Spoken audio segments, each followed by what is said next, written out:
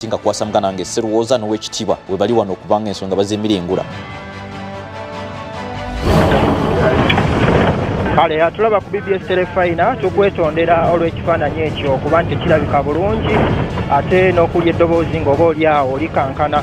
Mbeera gye tulimu ya kutambulira ku nguudo za ttaka era mu kiseera kino tutambula twolekera disitulikiti y'Ekyankwanzi. Robert Kyagulanyi Ssentamu pulezidenti w'ekibiina ki National Unity Platform yagenda okukuba olukuŋŋaana lwe olusooka n'oluvannyuma ate mu budde obwa kawungeezi ajja kugenda mu disitulikiti ey'Ekiboga. Tusimbudde mu disitulikiti ey'Emityana, twasuze mu kibuga Mityana era okuva Emityana okutambula okugenda Ekyankwanzi waliwo kilomita 137 ekitegeeza nti osobola okutambulirawo essaawa 2 n'eddakiika nga 51. Ekyo kikolebwa ng'oyise ku luguudo lwa koolaasi, naye wenjogerera mu kiseera kino tumaze okwawukana ku luguudo lwa koolaasi oludda e Mubende. Kakati tuyingidde oluguudo lw'ettaka lwe tugenda okutolontoka essaawa ezinaasukka mu 3 zisuubirwa okubeera akati w'e 3 ku 4 okutuuka Ekyankwanzi olw'ensonga nti oluguudo lwe tuli mu kutambulira mu kiseera kino lwa ttaka okutuuka Ekyankwanzi.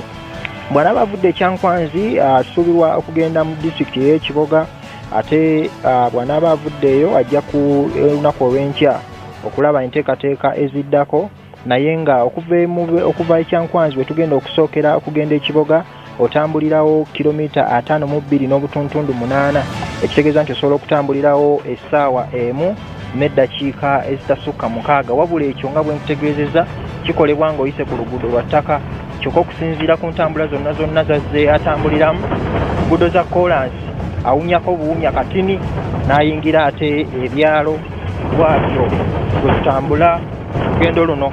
Akolweggulo bwe bwazibidde nga enkuŋŋaana zonna ziyabadde ateeseteese okukuba mu disitulikiti ey'Emityana saako n'okugenda e Kasanda saako n'okugenda e Mubende yazikubye era ne ziggwa, wabula disitulikiti eyo ey'e Mubende teyamubeeredde nnyangu olw'ensonga nti ab'ebyokwerinda yasanze bazibye ekkubo bwe yabadde ateekeddwa okuyita okugenda okutuuka mu kifo yabadde agenda okuba olukuŋŋaana.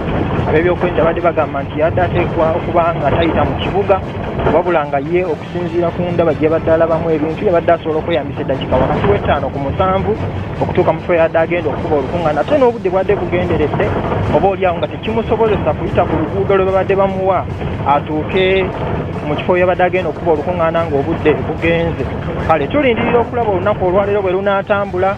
Tugenda kutambula naye tujja kubanga tulondoola byonna tujja bikutuusaako mu mawulire gaffe gy'otobadde ku ssaawa 6 n'ekitundu ez'emisana gambuuze ku ssaawa 1 ey'akawungeezi n'amawulire gaffe ageesigika ku ssaawa 4 ez'ekiro. Bwekyo bwe tuli mu lugendo era nga Robert Kyagulanyi Ssentamu pulezidenti wa NUP atambudde ne mukyala we Barbara Itungo Kyagulanyi, andabyeko n'ababaka ba palamenti ab'enjawulo Francis Zaake ako n'ababaka abalala abamuwerekeddeko ku lugendo luno lwaliko okugenda Ekyankwanzi n'oluvannyuma ate Ekiboga. Byonna ebinaabaayo tugenda kubanga tubikutuusaako nga bwe nkutegeeza amawulire gaffe. Nze Ronald Kitanda natambula ne Ivan Mbadi akutuusaako ebifaananyi ebyo by'olaba. Tuli mu disitulikiti ey'Emityana gye tufuluma mu kiseera kino okwolekera Kyankwanzi. Awangale nnyo Ssaabasajja Kabaka. Webale nnyo, webale ddala muganda wange Kitanda kubanga kutuusaako enteekateeka eyo. Ngenda kubanga nkutwala bulambalamba tubeere ku betwegeeyamu ne muganda wange Sserwoza oli awo n'omugenyi waffe Sserwoza Yosefu Sebo. Kati kaliisoliiso enkyukakyuka wagirabye. Twogera tulina kaliisoliiso mujja, simanyi batunagamba aliko akoze nnyo oba twetaaga omujja. Naye nze natyamu bwe nalaba ku lunaku luli nga baga nti omukulu akomyewo ku mirimu egy'eggwanga emituufu n'oba gye gino emirimu egyamukomyawo. Sooka ombuulire ng'oli mumativu n'obuweereza obwa mukyala Betty Kamya Olive Namisango bwakoze mu nteekateeka eyo. Nze nga munnayuganda nga munnamawulire azze akavalima omukyala oyo n'ebintu byakozeeko nyinza okugamba nti akoze ekyo kyabadde ateekeddwa okukola obuyinza bwe. Naye waliwo ebimusukkako yandikoze ebisingako awo naye azakinoganya kati nti bingi emiziziko mingi egimulemesa naye kuno si kugobebwakwe. Yagadde okutegeeza eggwanga nti ng'ennaku z'omwezi 22 omwezi ogwa September ekisanja kya Betty Olive Namisango Kamya kyaweddeko okusinza ku tteeka eritondawo ekitongole kya IGG erya 22 liruŋŋamya nti omuntu agenda okuweereza mu ofiisi eyo alina ekisanja kya myaka 4 gyokka. So waliwo ebbeetu olw'okwongezaayo ekisanja ekyo. Jjukira nti omukulembeze w'eggwanga yaweebwa obuvunaanyizibwa okulonda kaliisoliiso n'abamyuka be abalala 2. So ekisanja kyono tekyaziddwa bujja, naye nga ekisanja kyaggwako ennaku z'omwezi 22 omwezi ogwa Septemba.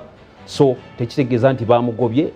Waliwo obubaka bwendaba ku mikutu gimugatta bantu nti Betty Kamya bamugobye. Tebamugobye, ekisanja kye kyaweddeko nekirema kuddizibwa bujja. Mpozi wenengera Lakuna Oweekitiibwa Sseggona ajja kuba atulambululirirako okwo ku nsonga eyo, kuba tulengera ekisanja bwe kiba kiweddeko. Omukyalo ono abadde n'abamyuka 2 balambirira. Kitegeeza nti waliwo abantu bano babeera bayize ekyokukola.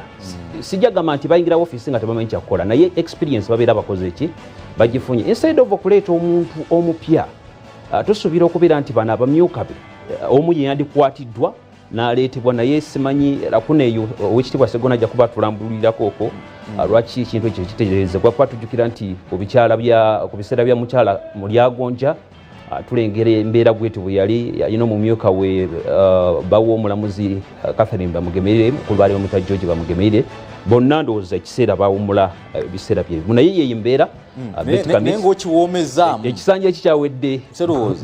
Omanyi twali mu kukkiriza Abaganda tulina tubikkabikka nnyo nekitufutukanye nti obanga oli takukkiriza kuzza bujja kisanja abakukooye bo bakoze obulungi lwaki tebakwongeza ekito kitegeeza aweereza bulungi abakukooye. Naye waliwo nakineewuunyisa sirowooza ndowooza Oweekitiibwa naye ajja tutangaaza mu bitongole ebyo nga bingi. Tulina akalondoola kino alondoola kiri, tulina anti-corruption, tulina ate abalwanira bayambako ku bainvesita okuba nti tebababba, naye ate emiwendo gyeyongera kulinnya bulinnya egiraga obuli bw'enguzi nti bweyongezi. Naye kale kasa Oweekitiibwa ne kakiiko oba obumu ku bukiiko obuvunanyizibwa ku nteekateeka eno kwali, nze nzikiriza nteme butemi otandikira awo. Kale tugenda kutandikira awo, tugenda kubeera tuwummulamu katono ddala, tumale okuteekateekamu katono tubeeko kye tutereeza tukomewo n'Oweekitiibwa Medard Lubega Sseggona. Tugenda kwogera ku nsonga nnyingi nnyo nnyini ddala. Omukulu ono ekibiina tekyamuddiza kaadi. Ekibiina tekyamuddiza kaadi. Waliwo press conference gye yakola, obubaka bwatambulira ddala n'ebirala ebigwa mu koweri. Tugenda kutambulira mu nsonga ezo, tuwummulamu katono tukomawo. Ono ye Vaawo Mpitewo 2026